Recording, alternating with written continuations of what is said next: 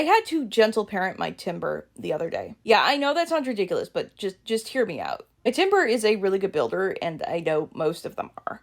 But mine specifically is like a prodigy. Like, my Timber was building Prism Tower out of popsicle sticks, like right out of the egg, okay? She's always building these like elaborate creations in my backyard. It really is a sight to see if you walk back there. But this particular day, she was building something, and all of a sudden it started pouring.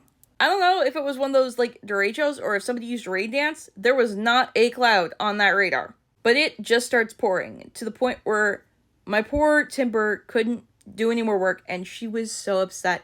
She took that log, she carries this log everywhere. She took the log and just threw a tantrum and just destroyed everything. And it was so bad, like at first I had to hit her with stun sport just to get her to stop. But when she did, and she looked around and she saw what she had done, I could tell that she was on the verge of another breakdown. So what I did is I got to her level and I said, you know what? I understand. I know how frustrating it is when you want to get something done, but you can't do it because a roadblock comes out of nowhere. Like, you have every right to be upset about that. You have every right to be frustrated about that.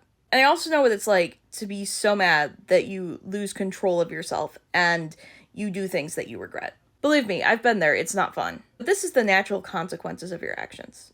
You will now have to take the time to rebuild them. But you know what? This will give us a chance to build them a little bit better.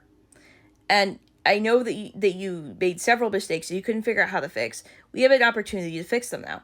So why don't you come back into your Pokeball and take a rest, and when the sun comes back outside, we can start rebuilding. And that de-escalated the situation, and I was able to recall her. I didn't need to yell at her. I didn't need to take the logs away. I didn't need to ban her from building things. And so the next day, once the sun had come back out, she went out and she went right to work, and what she built was about 10 times better than the one that she had destroyed. You don't need to kick your Pokemon when they're down to raise good Pokemon. You just don't.